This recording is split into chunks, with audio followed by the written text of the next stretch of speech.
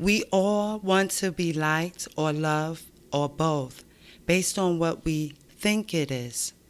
But as what we experience or witness, you like someone one day, the next, you act like you don't even know them. You are in love one moment, hate each other the next. Something is not matching up. Either we don't understand the true definition of these words, or we don't know how to carry out the definitions of these words. Each are influenced and carried out by the individual's understanding and interpretations of these words, which will always result in an unbalanced exchange of feelings, never equal at the same time, never felt at the same time, and never with the same intensity at the same time.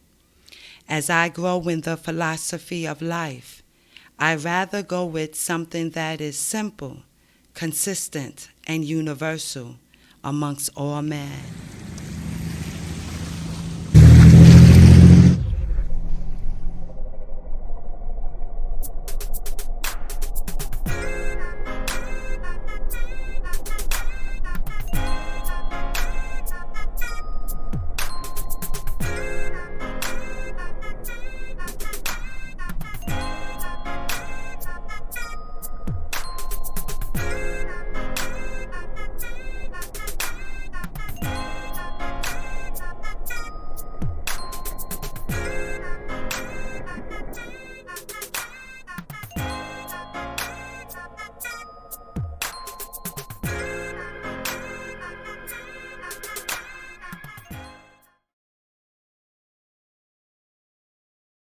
Like is indeed wonderful to have people in your life such as family, dear friends, acquaintances, co-workers, and everyone else in between who on a mutual level genuinely care about you. Like is needed just for basic interactions and networking.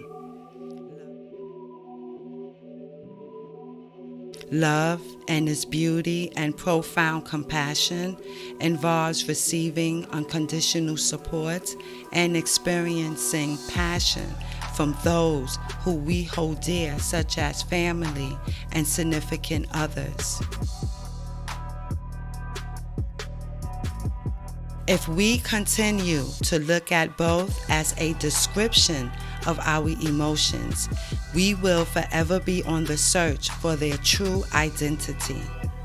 Unfortunately, we believe like and love are emotions that one must feel to have a connection with another. But emotions can never be trusted because emotions are inconsistent and disloyal. They vary on how we feel at the time we feel. That is why we experience so much pain, hurt, and confusion around and behind these words. We suffer because we have no idea on the true meaning of like or love. We define these words based on false concepts, delusional expectations, and ignorant of what the purpose of life truly is: to save my energy, preserve my well-being, and to enhance my growth. It is more important for you not to like or love me. Instead, I want something that is consistent and universal. Practice and not preach. Use but not abuse, and to have equitable and just treatment in my interactions and my relationships. Like can bring you closer to someone or cause a division amongst many. Like has various aspects, which includes resemblance, personal preference, appreciation, acknowledgement, estimation, examples, or incidents. Because you like someone doesn't mean it can or will transfer to loving them. So let's go into what we think like is. Like does invite one to want to explore another strictly based on shared similarities, which is resemblance and personal preference. And estimations, examples, or incidents is the measure that we use to compare the level of shared similarities and the comfortability we feel around someone long enough to where a friendship can be forged easily.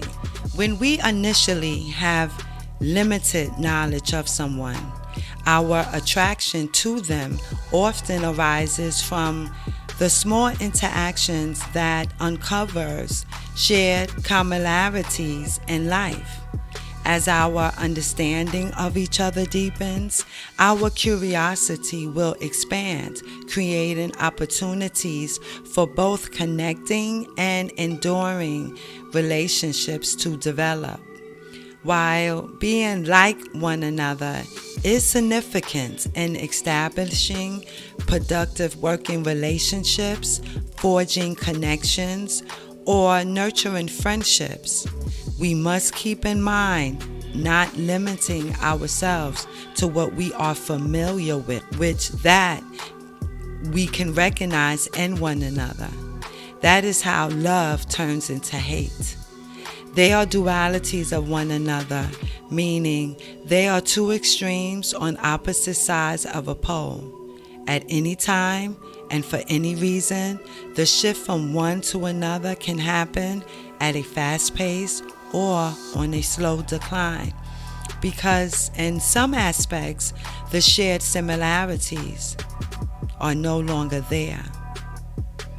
As we all have experienced, that thin line between love and hate, that line gets even thinner between like and hate.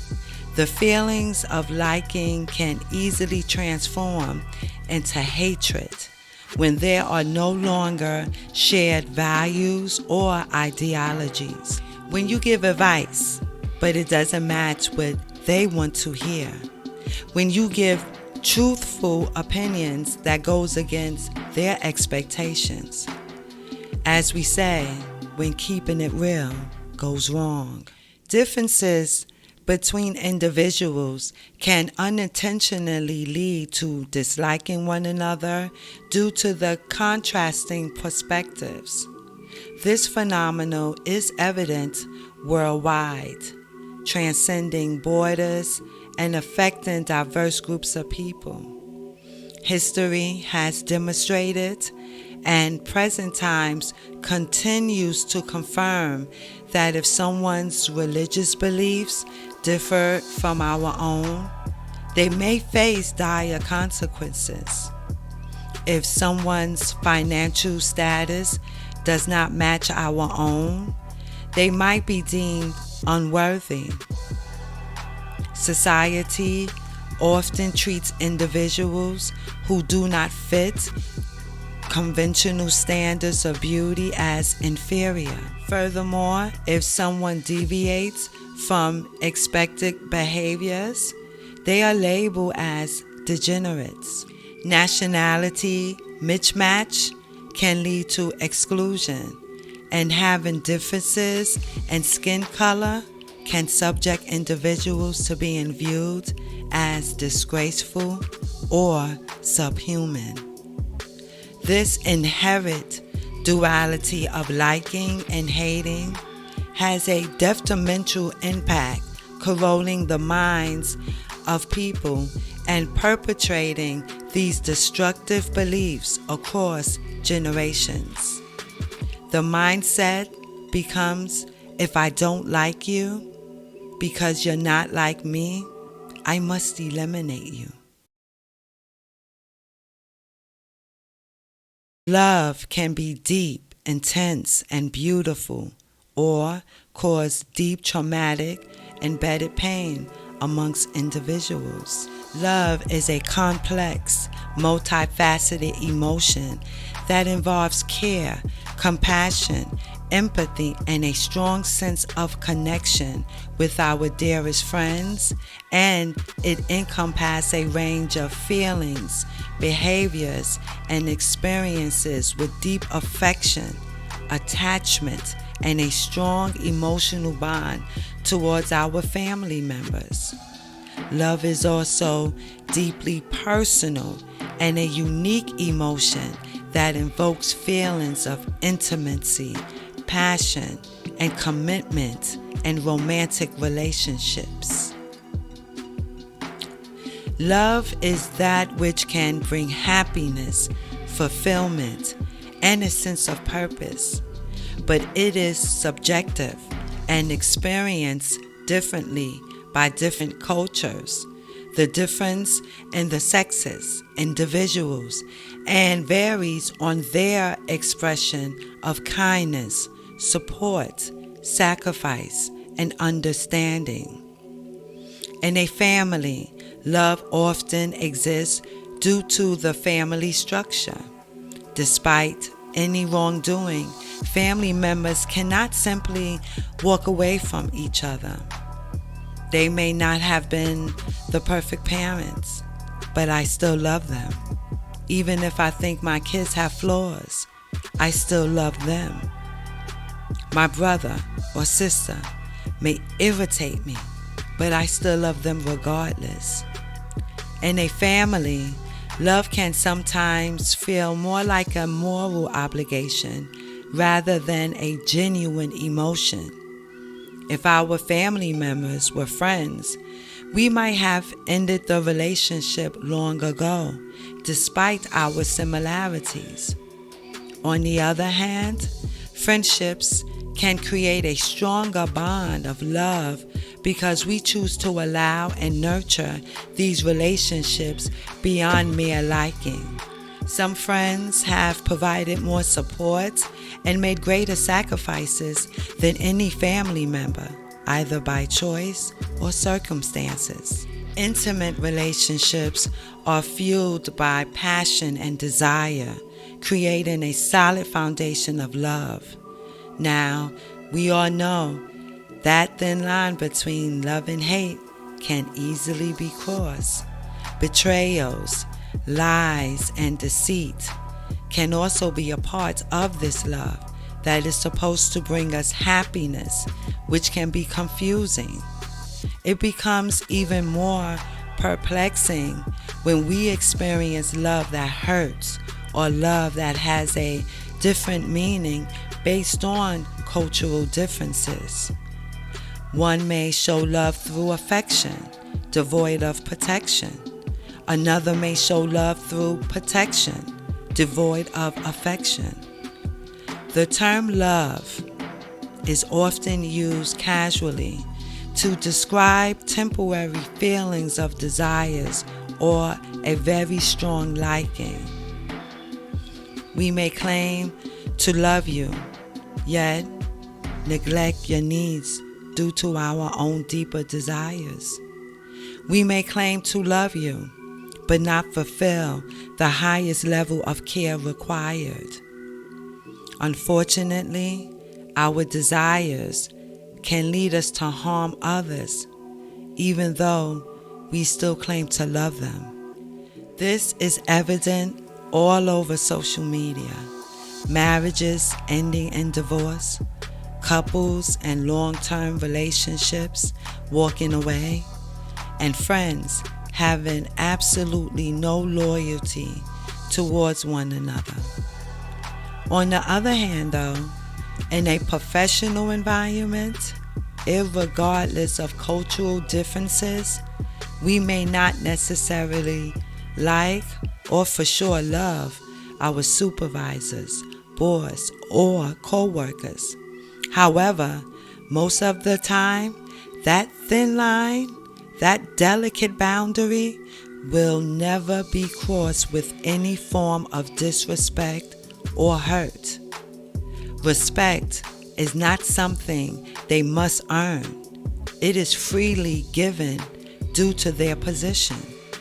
Nevertheless, we often disregard this boundary across that thin line when it comes to our interactions with others that we claim to love or like, whether they are acquaintances, strangers, friends, or family.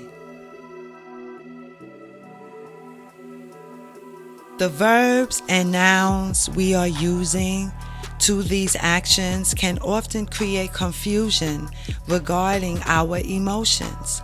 Love and hate are simply varying degrees of those emotions. However, they are dualities of one another, meaning, just like and hate, they are two extremes on opposite sides of a pole. At any time and for any reason, the shift from one to another can happen at a fast pace or on a slow decline. But true love is a state of existence that cannot be seen, physically felt, or measured. It is not a verb. It is not a noun. It is you. It is me. It is all of us. It is simply known to be present because it is the source of life, health, and procreation. The meaning of these words conveys sentiments that anyone would value and treasure. However, love in of itself is an indescribable, intangible, and intimate part of who we are. If we fail to recognize, cultivate, and foster love within ourselves, we will struggle to extend it to others or anything else. Living out the true meaning of love, you will need to find that from within, because it can only come from within. It is not something that makes you feel or something that you can give. It is not an obligation. It is something you are born with. It is everything that surrounds you. It becomes you in order for you to ascend to the highest level of you. But it needs to be rediscovered because we have lost it on the way. But once you start and focus on the search within, we can find it. Living a life governed by principle of respect and honor, treating others as we would like to be treated, that is love. Unfortunately, many people fail to understand this principle due to their experiences and what they have been told about what love is. But love is you. It is me. It is the sun, the moon, and that source of energy that created all. It is that aspect of life that remains constant and universal across cultures, genders, and individuals.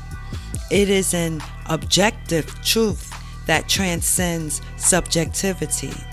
You see, at the end of it all, treat me like you treat your supervisor, your boss, never crossing that delicate boundary, remaining respectful because of my position, the position of me being a spiritual being, searching to becoming the better version of me. This is why I prioritize fairness and respect, ensuring that I treat and be treated with integrity, righteousness, and virtueness. Instead of liking or loving me, just do right by me. And that is what true love is. If you really become a spiritual being, you don't rely on the world for nothing. You enter the world, but you are not dependent upon the world. You are dependent upon invisible forces. What are those invisible forces? Love. If you see love, you see love. It's about your perception of what love is. Love is like a friendship caught on fire in the beginning, a flame, very pretty, often hot and fierce, but still only light and flickering. As love grows older, our hearts mature and our love becomes as coals, deep burning and unquenchable.